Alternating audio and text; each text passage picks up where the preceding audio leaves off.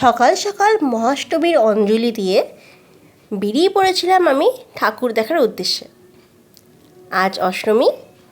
Hello, আমি সুনিতা, চলে এসেছি আরেকটা নতুন ব্লগ নিয়ে। অষ্টমীর দিন আমি কোথায় কোথায় ঠাকুর দেখলাম দেখে নাও। আমি এখন চলে এসেছি Sealdah athletic club, Sealdah railway স্টেশনের কাছে যে পুজোটা হয়। বৃষ্টি হচ্ছে, ছাতা মাথায় দিয়ে এসছি। তো চলো দেখা যাক ঠাকুরটা কেমন হয়েছে।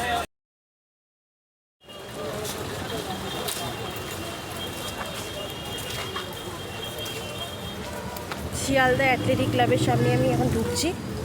সোজা যেতে হবে, বৃষ্টি এখানে কন্টিনিউয়াস হয়ে যাচ্ছে, প্যাচ প্যাচে কাদা।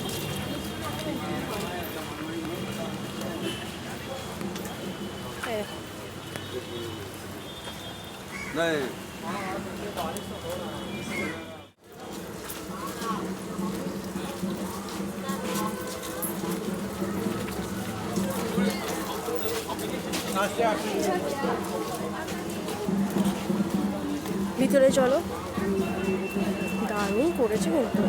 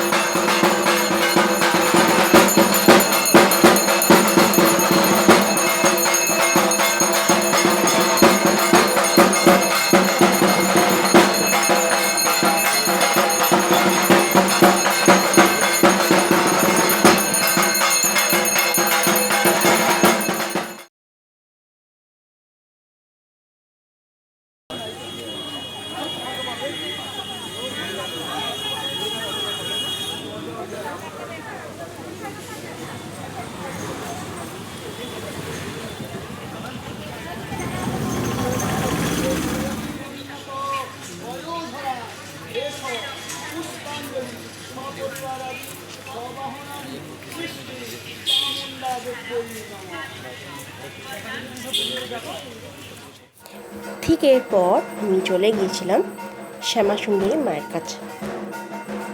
হ্যাঁ, এই প্রথমবার আমি শ্যামা সুন্দরী মায়ের কাছে গিয়েছিলাম। তোমরা সবাই জানো যে মায়ের অ্যাড্রেস চেঞ্জ হয়েছে, বাড়ির ঠিকানা চেঞ্জ হয়েছে। তো সেই ঠিকানাটা কোথায় আছে, কিভাবে যেতে হবে, পুরোটা তোমরা আমার নেক্সট ব্লগে দেখতে পাবে। তো বেশিরভাগটা আমি অষ্টমীটা শ্যামা সুন্দরী মায়ের কাছেই গেছিলাম, অঞ্জলি দিয়ে, তারপর ভোগ প্রসাদ খেয়ে তারপরেই আমি অন্যান্য ঠাকুর দেখতে গিয়েছিলাম। তারই একটা ঝলক আমি তোমাদের এই ভিডিওটি শেয়ার করছি। আর হ্যাঁ, অবশ্যই পরে যে ভিডিওটা দেব সেটা শ্যামা সুন্দরী মায়ের এই মন্দির নিয়েই থাকবে। তো চলো বাকি ঠাকুরগুলো দেখে নেওয়া যাক। তার আগে এই যে ক্লিপিংসটা আমি অ্যাড করলাম, এটাতে দেখো যে মায়ের আরতি কেমন হচ্ছে। সত্যি কথা বলতে প্রথমবার গিয়েই নিজের মনের কথা বলতে পেরে অনেক শান্তি পেয়েছি। মোটামুটি লোকজন এসেছিলো, যারা অঞ্জলি দেবে বলে এসেছিলো। আর এখানে তোমাদের সবার প্রিয় সুকন্যাদি, নিশ্চয়ই তোমরা ওনার ব্লগ দেখো, ওনার ভিডিও দেখো। তো উনিও ছিলেন, উনি আর ওনার হবু তিনিও ছিলেন। তো সামনে তোমরা এখানে এই দুজনকে দেখতে পাচ্ছ, সুকন্যাদিই ছিল। তো সেদিন দেখা হয়েছে, প্রথমবার কথা হয়েছে আমার সাথে। উনি, তোমরা সবাই জানো যে উনিও শ্যামা সুন্দরী মায়ের একনিষ্ঠ ভক্ত।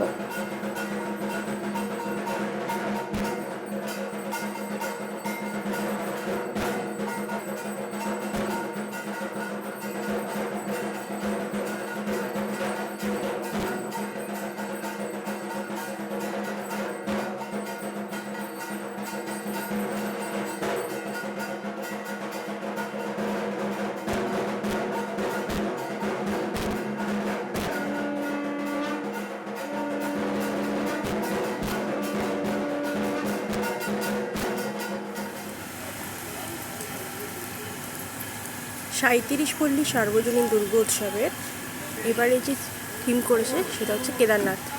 কি সন্তোষ মিত্র স্কোয়ারের ওখানেও একটা এরকম কেদারনাথের থিম হয়েছিল।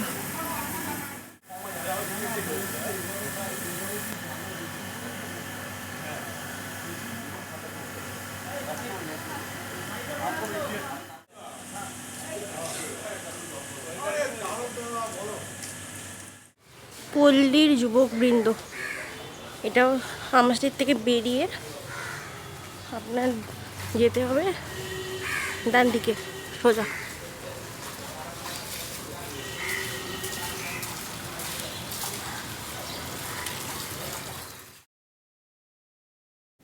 এই প্যান্ডেলে এসে প্রথমে দেখা হলো ভোলেনাথের সাথে। দেখো চারিদিকে প্যান্ডেলটা কত সুন্দর করেছে। সন্ধ্যেবেলা অবশ্যই আলো জ্বলবে, তখন আরও এটা সুন্দর লাগবে। আর দিনের বেলায় তাতেও কিছু কম লাগছে না। এরপর দর্শন করে নাও মায়ের, আমাদের গৌরী মায়ের।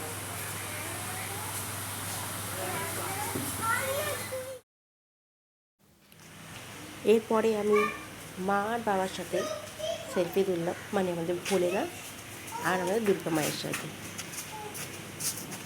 মানে এইরকম সুযোগ চট করে হয় না।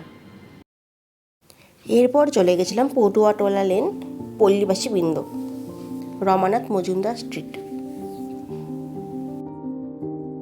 এটা বেসিক্যালি এটা পাড়ার পুজো, তাই এই পাড়ার ঠাকুর, এটারও তোমরা দর্শন করে নাও।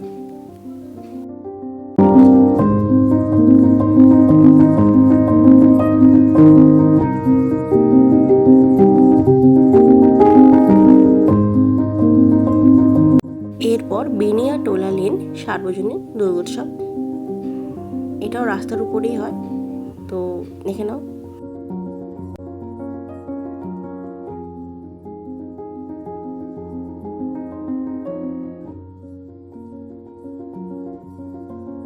এরপর টেমার লেন,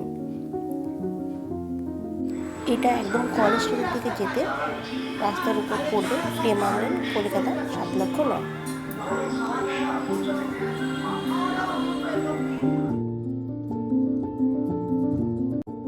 এখানে জাস্ট একবার প্রতিমার মুখটা দেখো, পুরো জগদ্ধাত্রী ফিল হচ্ছে, জগদ্ধাত্রী ঠাকুর ফিল হচ্ছে। অবশ্যই দুর্গার আরেক রূপ জগদ্ধাত্রী।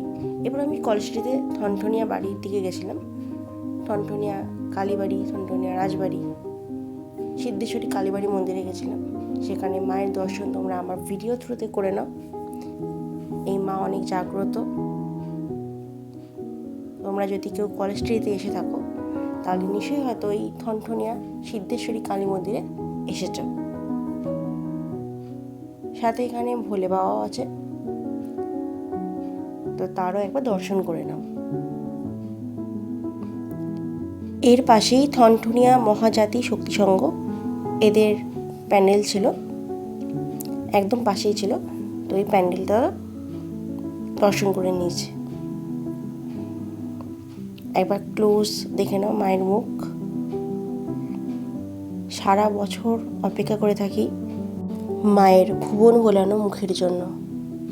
মা আমাদের কাছে আসে, আমাদের ভালোবাসে, আমাদের আশীর্বাদ করে। এরপর ঘুরতে ঘুরতে 10 পল্লী সাধারণ দুর্গোৎসব কমিটি শ্যামবাজারে আমি এসেছিলাম। সেখানে একটা সুন্দর সে সাবিকিয়ানা একটা মণ্ডপে দেখা পেলাম। এইখানে আমি এই জায়গাটাতে প্রথমবার এসেছি, বেশ ভালো লাগলো। ভিতরে তখন কিছু কলেজ স্টুডেন্ট মেবি তারা সব ফটো সেশন করছিল, এও ফটো তুলছে। যেহেতু আমি একাই গেছিলাম তাই আমি নিজে সেলফি তুলেছি।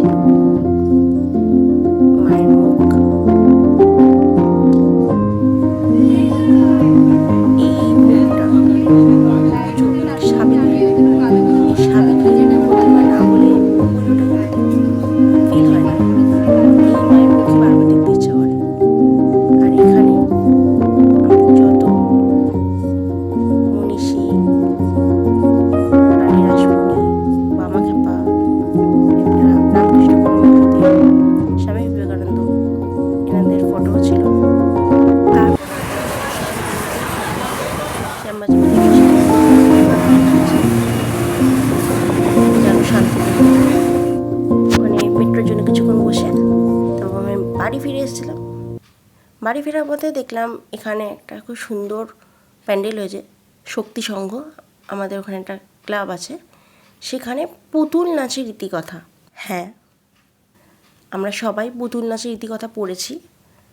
তো এই থিমটার উপর একটা সুন্দর প্যান্ডেল তৈরি করা হয়েছে। অ্যান্ড ট্রাস্ট মি, বড় বড় কলকাতার যত দুর্গা মণ্ডপ হয়েছে, জেলার ঠাকুরগুলো কিন্তু তাকে ইজিলি টেক্কা দিতে পারবে।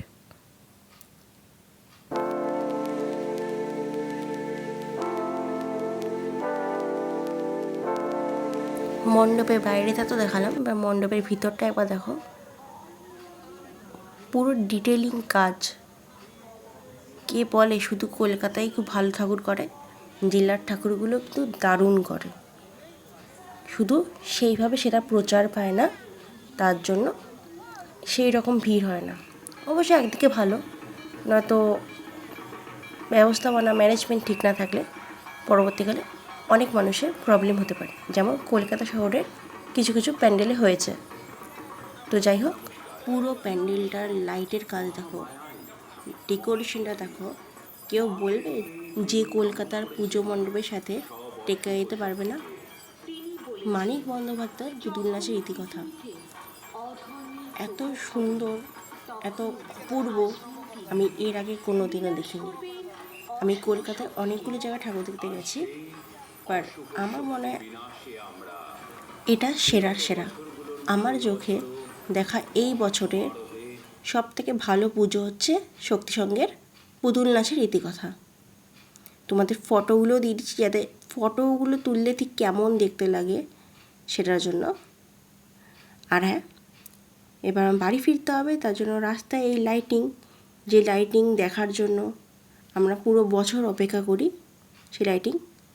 তারপরে আমি আরেক জায়গায় গেছিলাম, চারের পল্লী, যেটা আমাদের new Barrackpore rail station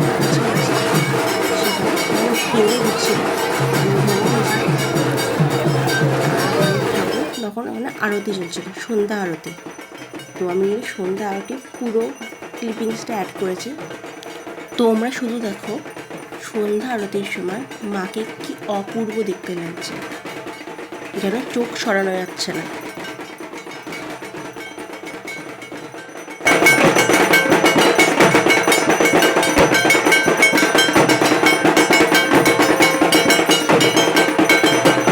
next Jagriti সংঘ, এটা পাড়ার মধ্যে একটা ছোটোখাটো পুজো হয়, এখানকার মায়ের দর্শনও করে নাও। আমার কেন জানি না, যতই নতুন নতুন থিমের পুজো হোক না কেন, মায়ের মুখ সর্বদা এরকম হওয়া উচিত। আটচালার ঠাকুর পুরো সাবেকি, এটা আমার পার্সোনাল ফেভারিট। তারপর বাড়ি ফেরার পথে একটা সুন্দর প্যান্ডেল পেয়েছিলাম, তার সামনে আমার মায়ের একটা ফটো তুলে বাড়ি গেছিলাম। Thanks for watching.